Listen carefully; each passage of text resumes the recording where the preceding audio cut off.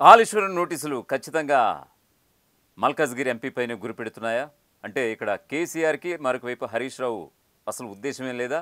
కేవలం ప్రస్తుతం మల్కాజ్గిరి ఎంపీగా ఉన్నటువంటి ఈటెల రాజేందరే టార్గెట్గా బీజేపీలోని కొంతమంది నేతలు ఇటు ప్రభుత్వానికి కొంచెం సపోర్ట్ చేసి నోటీసులు ఇచ్చే ప్రయత్నం చేశారా?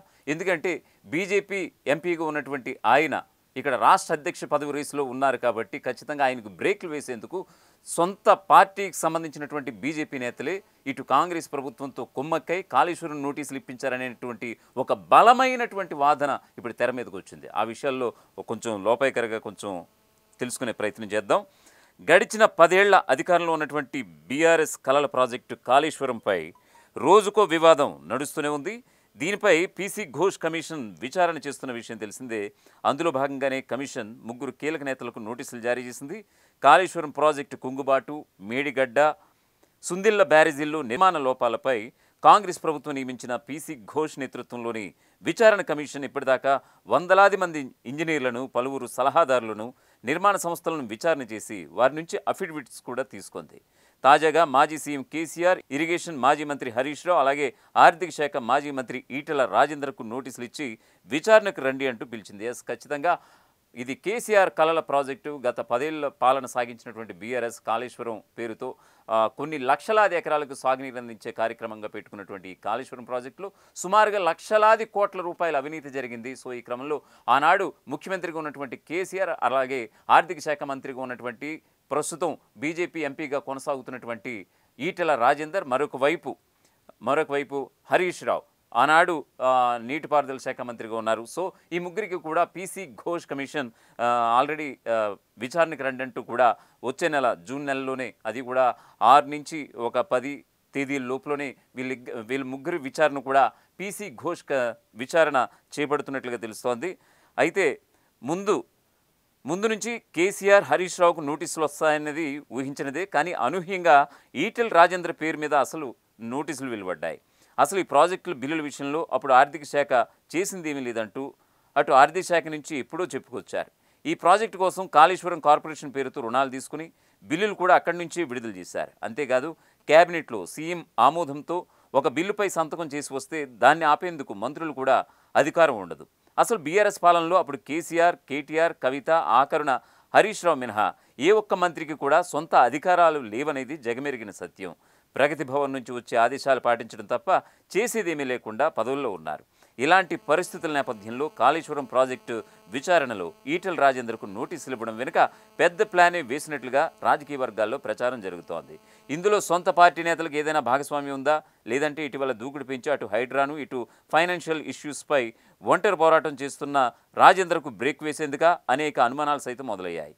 ఖచ్చితంగా ఒకవైపు ఇటు సీఎం రేవంత్ రెడ్డి తీసుకొచ్చినటువంటి హైడ్రా విషయం కావచ్చు, మరొకవైపు ప్రభుత్వం కొన్ని పథకాలు అయితే తీసుకొచ్చింది, అవి ఫెయిల్యూర్స్ విషయంలో కావచ్చు, బీజేపీ నుంచి గట్టిగా గళం వినిపిస్తున్నటువంటి ఈటెల రాజేందర్కు బ్రేక్లు వేసేందుకు ఇటు సీఎం రేవంత్ రెడ్డి, బీజేపీలోని కొంతమంది నేతలు ఇస్తున్నటువంటి సమాచారంతో ఇటు కాళేశ్వరం ప్రాజెక్టు ఆనాడు ఎంతో గణనీయంగా ప్రతిష్టాత్మకంగా తీసుకొచ్చినటువంటి ప్రాజెక్టు విషయంలో ఆనాడు ఆర్థిక శాఖ మంత్రిగా ఉన్నటువంటి ఈటెల రాజేందర్కు బ్రేక్లు వేసేందుకంటే కనుక ఖచ్చితంగా రాష్ట్ర రాజకీయాలు ఇది ఒక పెను సంచలనంగా మారిందని చెప్పుకోవచ్చు. రాష్ట్ర రాజకీయాల్లో ఇది ఒక ప్రకంపన కింద మనం చూడాల్సిన అవసరం ఎంతైనా ఉంది.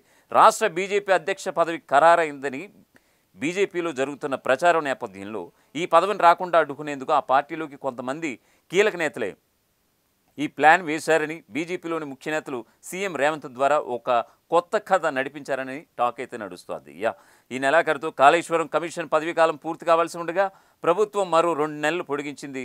ఈ పొడిగింపు ఉత్తర్వులు వచ్చాయో లేదో ఆ వెనువెంటనే ఆగమేఘాల మీద జస్టిస్ పినాకిని చంద్రఘోష్ కమిషన్ విచారణకు హాజరు కావాలంటూ ఇటు కేసీఆర్, అటు హరీష్ రావు, మరొక వైపు ఈటెల రాజేందర్కు విడివిడిగా నోటీసులు జారీ చేసింది. ఇంత హడావిడిగా నోటీసులు ఎందుకు జారీ చేసిందనేది ఒక రాజకీయ వివాదమే అన్నట్లుగా మారింది.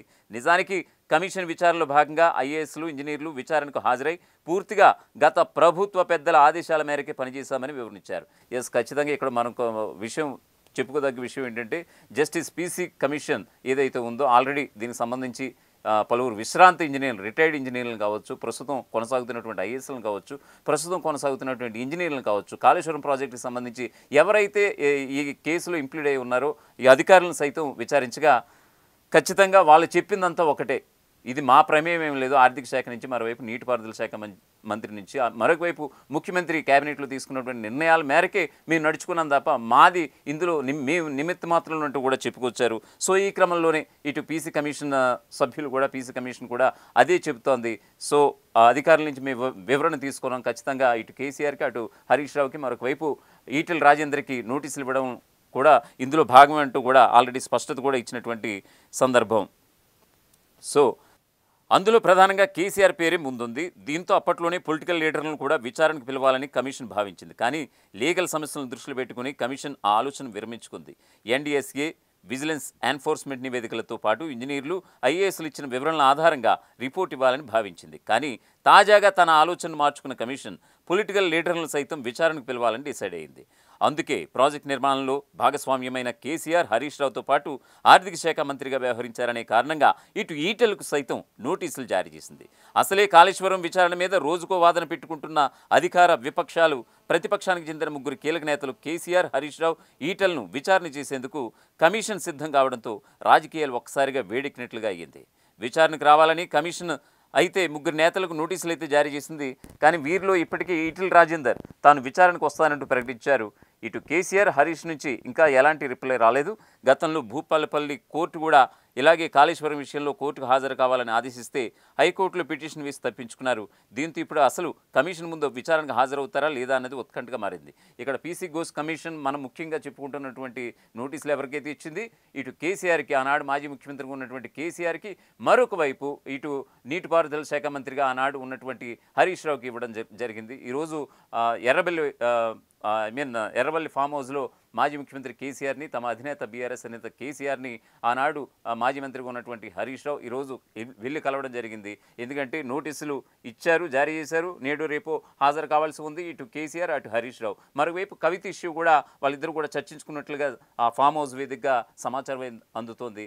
సో ఇక బీఆర్ఎస్ పార్టీ నుంచి నాడు కరోనా టైంలో వైదొలిగినటువంటి ఆ పార్టీ నుంచి గుడ్ బై చెప్పి, బీఆర్ఎస్కి గుడ్ బై చెప్పి, మరొకవైపు బీజేపీలో చేరినటువంటి ఇటు ఈటెల రాజేందర్ సైతం కూడా ఆయన ఈ కేసులో ఒంటరిపక్షిగా మిగిలారంటే కనుక ఖచ్చితంగా ఆ పార్టీ నేతలే, బీజేపీ నేతలే ఖచ్చితంగా, ఎందుకంటే రాష్ట్ర అధ్యక్ష పదవి రేసులో ఆయన ఒక ముందంజలో ఉన్నారు. ఖచ్చితంగా అతనికి వచ్చే అవకాశాలు ఉన్నాయి. సో ఆయనకి అంటే బీఆర్ఎస్ నుంచి వలస వచ్చిన ఈ వలసపక్షికి ఇక మా పార్టీ పగ్గాలు ఇవ్వడం అనేది అసాధ్యం అంటూ కూడా కొంతమంది బీజేపీ నేతలు కొంచెం తెర వెనుక కుట్ర చేస్తున్నారు. అందులో భాగంగానే సీఎం రేవంత్ రెడ్డికి ఇది ఒక ఉప్పందించారు. సో ఈ క్రమంలోనే కాళేశ్వరం నోటీసులు కూడా ఈటెల రాజేందర్కి జారీ అయ్యనే విషయం ఇప్పుడు రాజకీయ వర్గాల్లో సర్వత్రా చర్చకైతే దారితీసినటువంటి అంశంగా మనం చెప్పుకోవచ్చు. ఇక మొన్నటిదాకా కేసీఆర్, హరీష్ రావును కాళేశ్వరం ప్రాజెక్టు అంశంలో బాధ్యులుగా చేసేందుకు కీలక అస్త్రం లభించిందని, దీంతో మాజీ సీఎం కేసీఆర్, మాజీ మంత్రులు హరీష్ రావుకు ఉచ్చు బిగించేందుకు రేవంత్ సర్కార్ వ్యూహాత్మకంగా అడుగులు వేస్తుందని ప్రచారం జరిగింది. అందుకు తగ్గట్టుగానే ఐఏఎస్ నుంచి మొదలుకొని ఇంజనీర్ల వరకు కేసీఆర్ చెప్తేనే చేశాం అన్నట్టుగా కమిషన్కు అఫిడవిట్లు కూడా సమర్పించారు. అంతేకాదు నోటీసులు వస్తే విచారణకు మేము కూడా సిద్ధమే అంటూ హరీష్ రావు పదే చెప్పుకొచ్చారు. కానీ తీరా సమయానికి జాబితాలో ఈటెల రాజేందర్ చేరిపోయారు.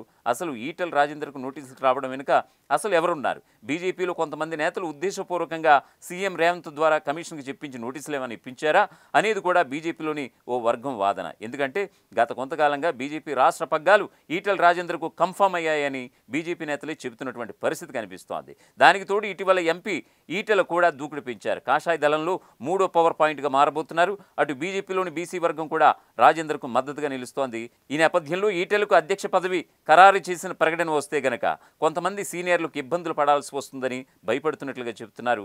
అందుకే ఓ కేంద్ర మంత్రి, మరో సీనియర్ నేత కలిసి రేవంత్ ద్వారా నోటీసులు ఇప్పించారని, దీంతో బీజేపీ జాతీయ నేతల దగ్గర ఈటెల ప్రయారిటీ తగ్గించే అవకాశాలు ఉన్నాయని అంచనా వేస్తున్నారని టాక్ అయితే వినిపిస్తోంది. దానికి తోడు ప్రభుత్వంపై విమర్శలు, పలు అంశాల్లో దూకుడు పెంచిన ఈటెలకు బ్రేక్ వేసేందుకు ఈ నోటీసులు అక్కరకు వస్తాయని అటు సీఎం కూడా భావించారని, దీంతో ఇటు తనకు అనుకూలంగా ఉంటున్న బీజేపీ మిత్రులకు కూడా సాయం చేసినట్లుగా ఉంటుందనే అంచనాతో ఈ కాళేశ్వరం విచారణలో ఈటెల రాజేందర్కు నోటీసులు ఇచ్చారని తెలుస్తోంది. అయితే ఈ విచారణలో ఈటెల రాజేందర్ కూడా పెద్దగా జరిగే రాజకీయ ప్రమాదమేమీ లేదని మరో వర్గం అంటోంది. ఎందుకంటే ఆనాటి ప్రభుత్వంలో సీఎం ఆదేశాలు వస్తేనే ఏదైనా జరిగింది, ఓ జీవో అయినా వచ్చింది. ఇదే విషయాన్ని కమిషన్ ముందు ఈటెలు చెప్పుకునే అవకాశం కూడా ఉందంటున్నారు పలువురు విశ్లేషకులు. విచారణ పర్వం ఎలా ఉన్నా మాజీ మంత్రి, ఎంపీ ఈటెలకు మాత్రం సొంత పార్టీ నుంచే వెనుపోటుదారులు తయారయ్యారంటూ ఇప్పుడు తెలంగాణ రాజకీయాల్లో కొత్త ప్రచారం అయితే మొదలైపోయింది. ప్రపంచంలో ఏ మూల ఏ క్షణం ఏం జరుగుతుందో వేగంగా తెలుసుకోవడానికి తొలి వెలుగు వాట్సాప్ ఛానల్ని ఫాలో చేయండి.